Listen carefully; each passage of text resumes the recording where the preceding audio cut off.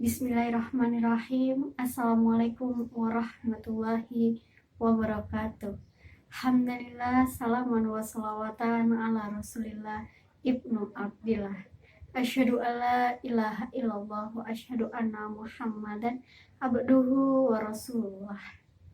Sahabat yang dirahmati Allah, dalam narasi milenial di episode Who's Your Bias ke-12 hari ini, kita akan membahas kisah inspiratif sang putri belahan jiwa Rasulullah Shallallahu Alaihi Wasallam yang patut kita jadikan bias kita sebagai muslim yang sejati.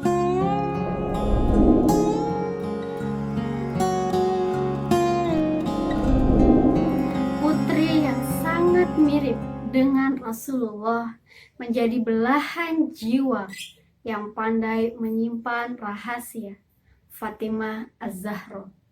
Fatimah merupakan belahan diriku. Siapa yang menyakitinya berarti menyakiti diriku. Sabda Nabi Shallallahu Alaihi Wasallam. Dalam Sahih Muslim menurut Syarah An-Nawawi, bisa kita saksikan pula dari secuplik kisah betapa sayangnya Rasulullah kepada putrinya Fatimah Az-Zahra. Dikisahkan setelah beliau bepergian, beliau lebih dulu menemui Fatimah sebelum menemui istri-istrinya. Aisyah pun berkata,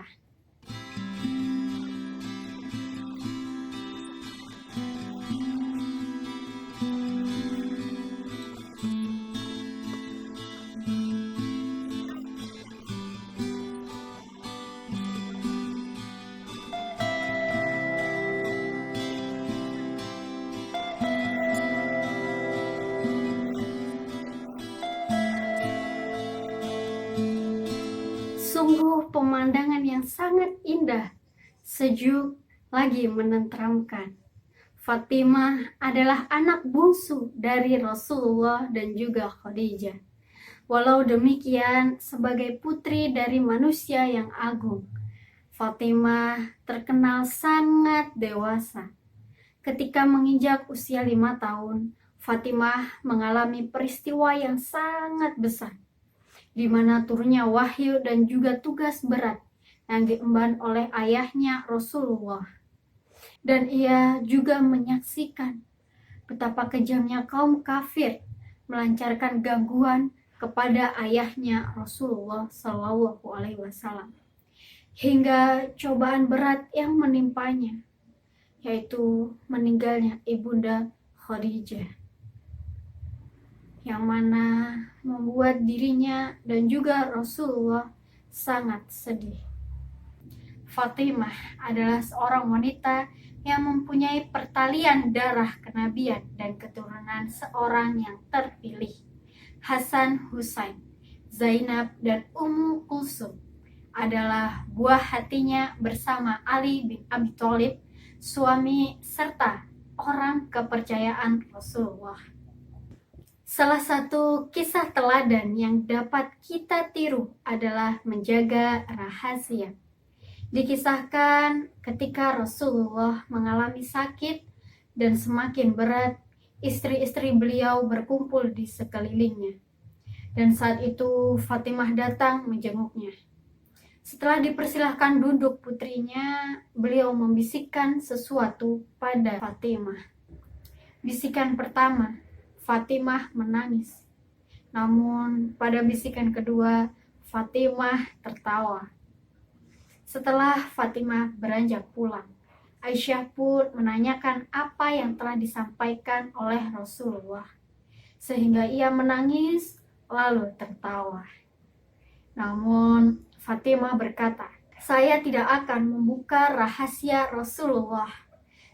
Setelah Rasulullah kembali ke rahmatullah, Aisyah kembali bertanya akan hal tersebut.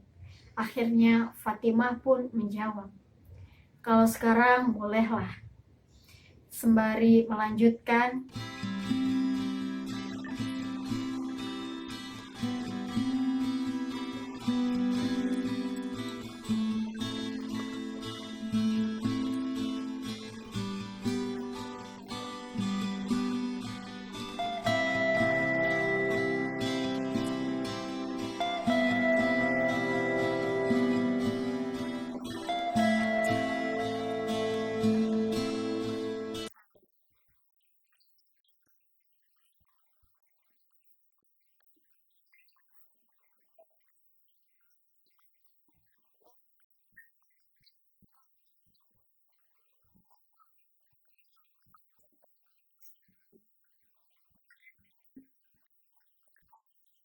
Sejarah tinta emas Islam menjadi saksi bahwa Fatimah adalah seorang putri yang mulia, sehingga Allah sendiri menjamin surga atasnya. Sebagai putri seorang yang terpandang, Fatimah tidak pernah berleha-leha menikmati hidup mewah dan mencari kesenangan hidup semata. Namun sebaliknya, Fatimah selalu mendampingi Rasulullah dalam keadaan suka maupun duka. Saksi perjalanan dakwah hidup Rasulullah yang nyata, sebagaimana yang dikisahkan oleh Tobroni.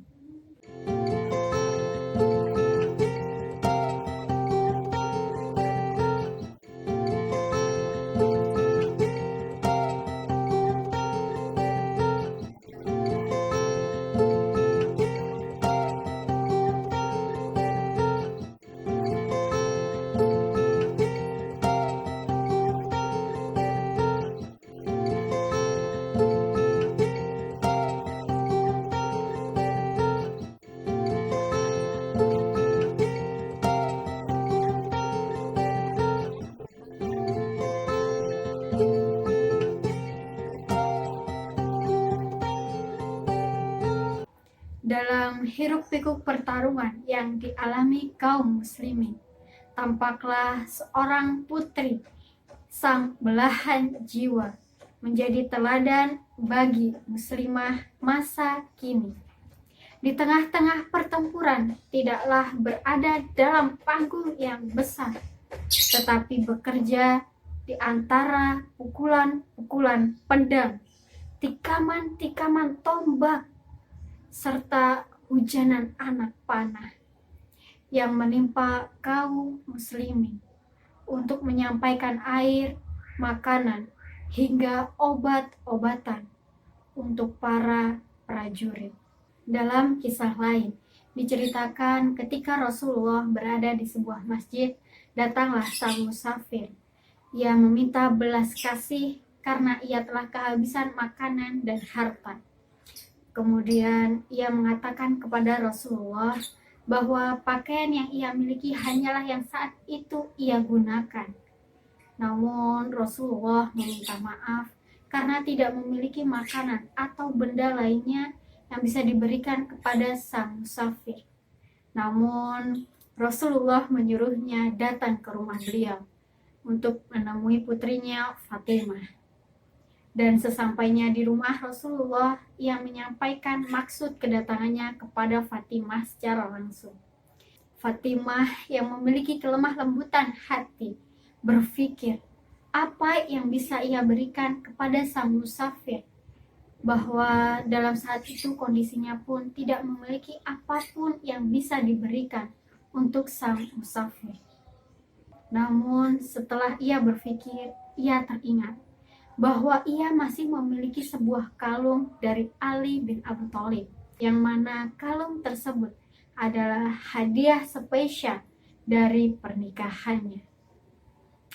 Namun ia tetap memberikannya kepada sang musyafir untuk dijual dan menghasilkan, di mana uang tersebut bisa untuk memenuhi kebutuhan dalam perjalanannya.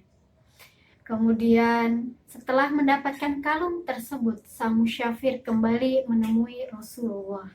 Dan ketika itu Ammar bin Yasir yang mendengar cerita tersebut langsung memberi kalung itu dari sang musyafir dengan harga yang sangat fantastis, 20 dinar, dan juga sepasang pakaian serta sebuah unta. Dan setelah Ammar mendapatkan kalung tersebut, ia mengatakan kepada budaknya untuk memberikannya kepada Fatimah. Ammar berkata kepada budaknya, "Pergilah engkau menghadap Rasulullah SAW dan katakan, aku menghadiahkan kalung ini dan engkau kepadanya. Jadi mulai hari ini, kamu bukanlah budakku lagi, tetapi menjadi budak Rasulullah." Budak itu pun memenuhi amanah tersebut. Rasulullah yang menerima pesan tersebut tersenyum dan melakukan hal yang sama.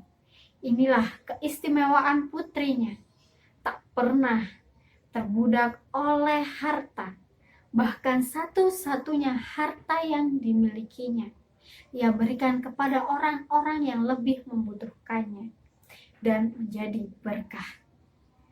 Fatimah sangat bahagia mendapatkan kalung tersebut dan memerdekakan budak tersebut. Inilah kisah dari putri sebaik-baiknya makhluk yang patut kita jadikan teladan sebagai muslimah masa kini. Fatimah rela hidup dalam kefakiran untuk mengecap manisnya iman bersama Rasulullah yang merupakan ayahnya dan juga suami tercinta. Mengorbankan segala apa yang dimiliki demi membantu menegakkan Islam. Fatimah adalah wanita penyabar, taat beragama, baik peringainya, dan suka bersyukur sebagai milenial muslim yang sejati, dan juga putri dari kedua orang tua kita. Bukankah kisah Fatimah, sang putri belahan jiwa Rasulullah Shallallahu Alaihi Wasallam, patut untuk kita teladani dan menjadikan Fatimah sebagai bias kita, sahabat yang dirahmati Allah. Ridho Allah tergantung pada ridho orang tua, dan murka Allah tergantung pada murka orang tua.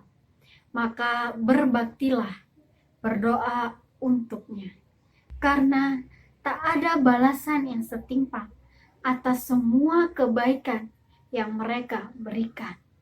Wassalamualaikum warahmatullahi wabarakatuh.